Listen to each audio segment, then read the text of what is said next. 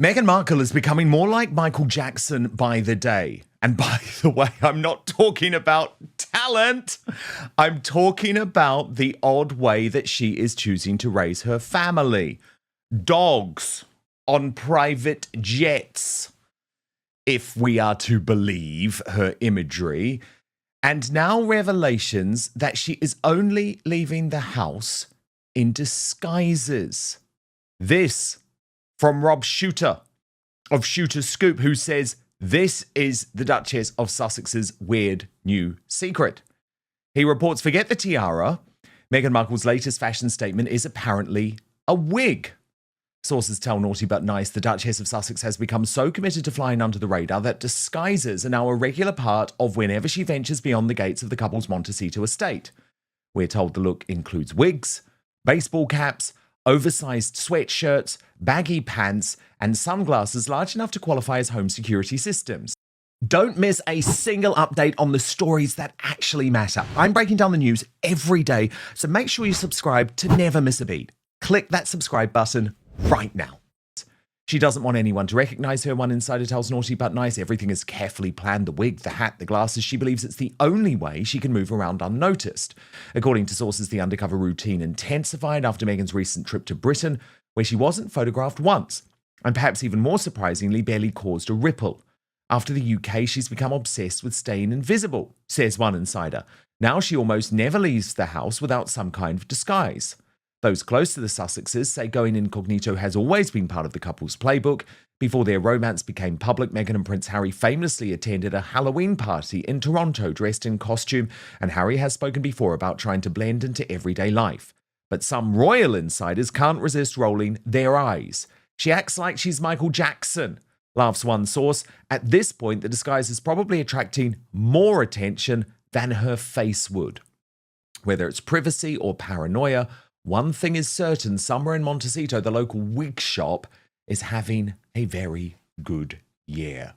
To royal YouTube sensation P. Diner now. So, P. Diner, can we just talk about some of this very odd behavior? So, do you really believe Meghan used a private jet to transport her dog for a couple of weeks from Montecito to Portugal and then the United Kingdom? Are we really meant to believe that, given this is a woman who's struggling with the money? And also the disguises, why? Like, no one really cares about her. What I have to say, though, is that I do wonder if she's looking at the Michael Jackson playbook and thinking there was almost a bounty on the heads of Michael Jackson's children because of the way he disguised them, wore masks, wore veils. Do you think this is all part of some twisted commercial plan? Because she's never been scared of being seen before. While Harry and Meghan demand special treatment and attack the royals, the mainstream media still protects them. On Outspoken, I call it out with no bias. So subscribe right now for the full story every day. I think Meghan is just trying to bring a lot of attention to herself, and everything that goes around her branding is about all these different stories being placed here just to give her some kind of, credibility with, her status as someone who is reputable, who is high level A-lister. It doesn't make sense. We know that they don't have the money to, first of all, to fly a dog really seriously. I don't believe that. I don't think Meghan is in a position now to really make her brand work. So I think she's just trying all of these different things to bring credibility to herself. I mean, the disguises alone is ludicrous. If someone saw you, what are they going to do? What? Oh, that's Meghan Markle.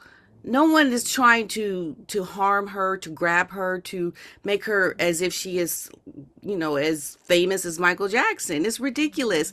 And first of all, why are we hearing about her disguises? If you're going out in disguises, then why is it being spoken about? Just go out in your disguises, shut your mouth. This is because she wants people to know about it. This is all a branding thing. I don't even know why we would even hear about her going out in disguises. She is not all that. It's ridiculous.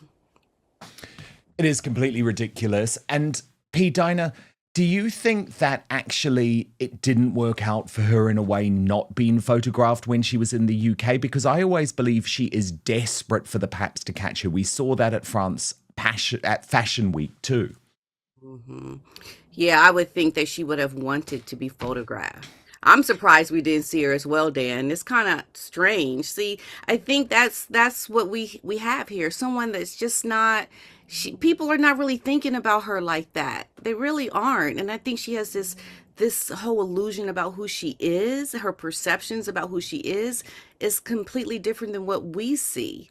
And I'm really surprised that we didn't see anything of Megan. I think it just points to her brand in itself. She's just not that high level, and people are not really trying to find her, take her photos, unless she's calling people to show up to take her photo. People just are not doing that on their own. And I think that's because Megan has this perception of herself that it's not reality. I mean, just look at all the lies she tells. Something is seriously wrong with Megan. And I think that's why Harry has found himself in so much trouble now, even financially, because of the lies, the spins. Just nothing is legit, with them. And it's concerning, especially when other people are involved and children. Is Meghan Markle completely losing touch with reality? Or has her desperate obsession with remaining relevant turned into full-blown public paranoia? An explosive new report reveals that the Duchess of Sussex is now stepping out in public using Michael Jackson-style disguises, from heavy wigs and oversized sunglasses to giant hats and baggy clothes. Insiders are rolling their eyes, claiming her incognito routine is attracting more attention than her face ever would. But that's just the beginning. From demands on the set of MasterChef Australia to Oprah Winfrey's sudden confession about that 2021 interview, the Markle narrative is crumbling. The wild revelations from insider reporter Rob Shooter claim that ever since Meghan returned from her low-profile trip to the UK, where she wasn't photographed once and barely caused a ripple, she has become obsessed with remaining invisible. Commentator P. Diner didn't hold back, calling the entire routine ludicrous. Because let's be honest, who is trying to harm or grab Meghan Markle in Montecito? Nobody. So why are these secret disguises suddenly making headline news? And the thing is with the private jet, P. Diner, actually, this comes on the same week that it emerges that the new boss of Prince Harry's travel list has previously compared flying to drink driving. And by the way, he wasn't even speaking, P. Diner, about private jet flying. This is Traveller's newly appointed director, Graham Milner. He was just talking about flying in general. And he said there was a time when mentioning on a Monday that you'd just flown back from Milan or New York made you sound sophisticated. Now it's like boasting that you drank 5 pints and drove home. Yet if Meghan and Harry are to be believed, they're using private jets again to cross the Atlantic? Well, I mean, this story is weird. Okay, they're trying to say it's like drunk driving when you fly on a jet, Dan. I'm confused about that. Like, what does that mean? As in, it's so irresponsible. Like in the way, I guess what he's trying to say is like there was a time in, say, the 50s and the 60s where drink driving was just acceptable, and he wants a world where in a few decades' time, or maybe even a few years' time, you look at people who just fly in normal planes as if they're a drunk driver, as if they're that sort of irresponsible. So for me, I find this utterly chilling and terrifying. It's moving to this sort of hard left, eco-extreme world where no one can fly unless you're very rich and famous. But for me, the irony, of course, is that Harry remains connected to Travelers, and if the rumors are to believe, is back in the private jet business. So the timing of hiring this new guy is just totally bizarre. But I mean, it obviously fits with the hypocrisy, P. Diner, that we've seen all along. Well, and also, wasn't he recently asked about his job title on that podcast? He didn't say anything about Travelers, did he? He No, didn't mention anything. no. Right. So, I look, Harry is just it doesn't make sense, everything around what this guy has said and what Harry is doing now. And I just think he doesn't know what he is doing. Harry seems so confused to me about his own life because the branding doesn't make sense. The way he lives his life and then his speaking points and his speeches, they don't measure up. I mean, that just speaks to chaos in his whole life, his relationship with Meghan, his work. He doesn't even know what his work is. He doesn't even mention it. So, for me, Dan, I just think Harry is in a situation that he needs to get better. He's in a situation with Meghan that he needs to get out of because everything has gone downhill for him since leaving the royal family. He's got Meghan helping him with everything, and she doesn't know if she's coming or going. I just think it's a bit much what's happening with Harry right now. He needs to be rescued. He needs to be saved. It's an emergency. That's how I see it. Yeah, it really is actually an emergency. By the way, Pete Turner, is that Otis with you? Yes, I'm sorry. He's Yes, a Otis. very loud boy today. No, I'm just He sort is. of spelling out to people. It's not my stomach rumbling. I promise you. Okay, it's Otis. Can we see him, or is he asleep? We don't want to wake him He's up. do we? We asleep. don't want to Yeah, wake him yeah, up. he's asleep. You can show him to us later once he's woken Okay. up. Pete Diner, then the other thing that the Royal Grift has been doing a lot of good work on is just the fact that Meghan Markle's appearance on MasterChef in Australia, while car crash for so many reasons in the way that we discussed earlier in the week with the Royal News Network, was also once again full of lies. TRG posting, why does Meghan Markle lie like this? This woman is a fraud. And once again, P. Diner, she brought the receipts. I mean, she is such a fraud. It's great how the Royal Grift always reminds us of that at the end. Yeah. But I mean, it's just astonishing the ability to just lie and think we're not going to pick up on these lies, even P. Diner, when compared to quite recently on With Love Meghan.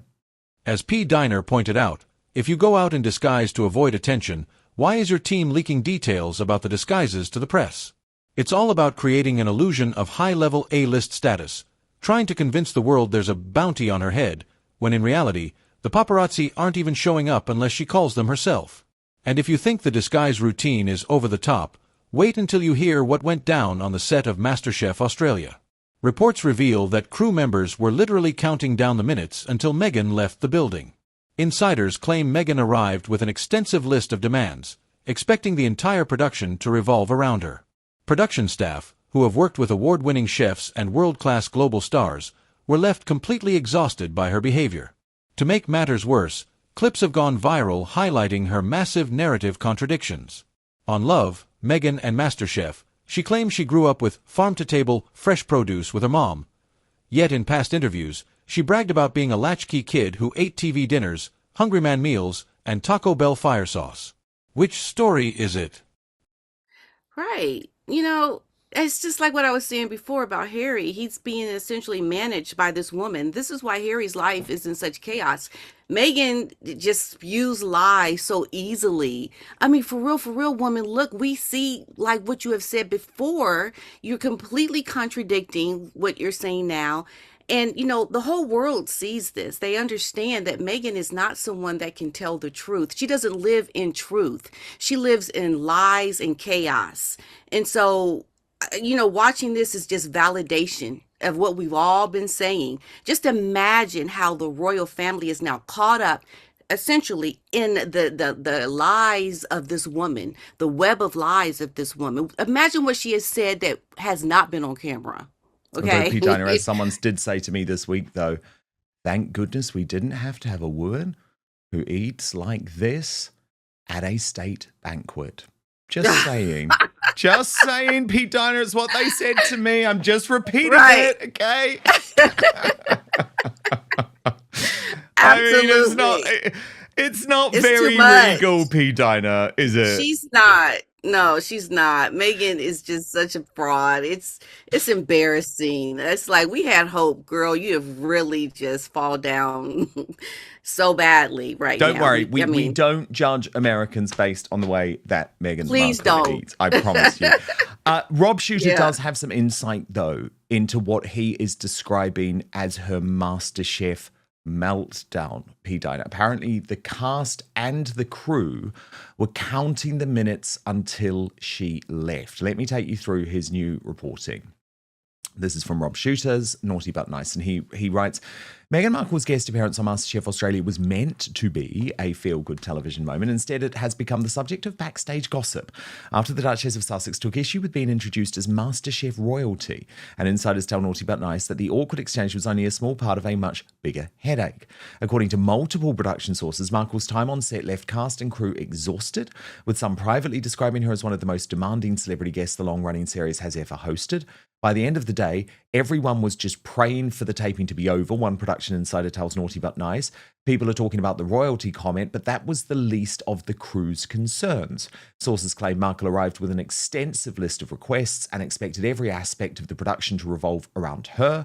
She carried herself like she was Julia Roberts, arriving to shoot a blockbuster, another insider says. This is MasterChef Australia. The team has worked with award winners, world-famous chefs and global stars. They've never experienced anything quite like this. According to insiders, the biggest reaction came after filming ended. There was an audible sigh of relief when Meghan finally wrapped. Another source tells Naughty But Nice people couldn't wait for the day to be over. Even now, mentioning her name around the production office makes some crew members tense up. And this is what's so interesting to me, P. Diner. Like, of course, in Meghan Markle's head, she's going to hear this and be like, well, yeah, I think Julia Roberts, like, I am so much bigger than Julia Roberts. I'm the Duchess. But the reality is, she's not even at a level of Julia Roberts. And that is quite an astonishing fall. I think it shows you how sick and twisted this woman is. I mean, that could sound extreme to some people, but really, who does this? This is not even like a A-level type show. Like, it's a cooking show. Why do you have to show up and be all diva-like? For what? Well, why? I don't understand this woman, Dan. You are just like going to act like people are going to treat you like you're some superstar, you and your disguises, and then acting all diva on set. It makes people not want to work with you because that is your reputation. And this is why Meghan doesn't have the people that are the A-listers, the heavy, high-hitting A-listers contacting her to work with her because she's so difficult. Imagine if you gave her a role into something that she was headlining. Like she was just a guest and this is how she was behaving. Imagine if she were like something even a higher level on, the call sheet. She cannot handle her own ego. It gets the best of her and she just doesn't know how to behave.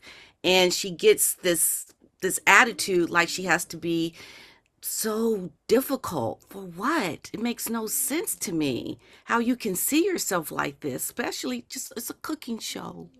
Okay, Meghan, calm down. I know. It's not Oprah Winfrey, right? And again, how long since that interview, P. Diner? Look, now I know this came out last week and I did quite a deep dive on it with According to Taz, and people can obviously look back at that. But I did want to talk to you about this too, P. Diner, because I think in some ways the mainstream media are underestimating the significance on this Oprah Winfrey U-turn. Like, this has been a big story in the independent media, but it hasn't crossed over. And remember, this is the interview which was really used as the benchmark by Meghan Markle and her supporters to try and bring down the British royal family. And Oprah Winfrey was such a big part of that. In my view, she was complicit in the lie. And what to me is so significant about this Vanity Fair interview is that firstly, she just looks embarrassed. It's one of those things like 5 years on, it's like, oh God, I was buying into this nonsense. But she does also admit that she was part of what I think is a conspiracy. Going in and telling Prince Harry and Meghan Markle, this is going to be great for you, it's going to be great for me, and it's going to be great for you. Forget the truth, and we're going to come through this. So, okay, so Pete Diner, that to me was honest. That's the first thing. Oprah is being honest there. But that is an admittance that she was part of this conspiracy. Because what she says, P. Dinah, she was trying to go through each thing, okay? But by saying she wanted it to be a win-win, so as in a win for Oprah, a win for Harry and Meghan, guess who the loser was? P. Dinah, or the truth. And guess who the loser was when the truth gets thrown out the window? The British royal family. So to me, this is not how a journalist goes into an interview. You don't sit down with the guest beforehand and say, oh, we're going to go through everything, but by the way, you're going to win out of this. You say, we're going to cover everything, and I'm going to make sure that I extract the truth. So my contention, P. Dinah, is she has admitted this. She may not realize it, but she has admitted they're being part of a conspiracy to bring down the British royal family. Absolutely. And we have to remember during the time when the wedding, she was already colluding with Meghan about this interview. So there was always this idea to kind of bring down the royals via Meghan and her disappointment with the royals, because she knew Meghan was going to get here from the very beginning. So before anything had even happened, Oprah was planning this with Meghan, in their secret talks. But yeah, I think Oprah is just trying to also give excuses for the fact that people feel like she didn't do enough follow-up questions. I think she's making it sound like, well, I was just hitting my points, so she didn't have to worry about the follow-up. No, you're a journalist. You have your list of questions, but then also there should be a counter, right, to some things that are being said, because I think she knew how Meghan was going to answer some of those questions because of some of their previous talks. Of course she did. That sat down and discussed it all. Absolutely. So she definitely, she was colluding with Meghan from the very beginning with all of this. Yeah. Okay. 100%. So she's not. Yeah. 100%. So I don't absolutely. believe that she's. So you've got the collusion going on, which I think is terrible because it's always what I had reported. This was all planned. But then when she's actually shown that key moment in the interview where you've got to admit Oprah actually pushed Meghan to go even further. Were you silent or were you silenced? And she's embarrassed. It is so obvious she's embarrassed, but she tries to do something that I think is quite crazy, suggests that by doing that, she was actually trying to prompt Meghan into telling the truth rather than, I would argue, pushing her to tell a lie. But P. Dinah, my argument to that is clarification means asking the question. You've just admitted you had 3.5 hours. 3.5 hours. So if you've got some doubt about the story, which I believe Oprah Winfrey was admitting there, to me, I look at her response, I look at her body language. She knows now that Meghan Markle lied to her, but she was complicit in that lie because that is not a follow-up question. Journalistically, and I said this at the time, P. Dinah, she immediately needed to ask, okay, who silenced you?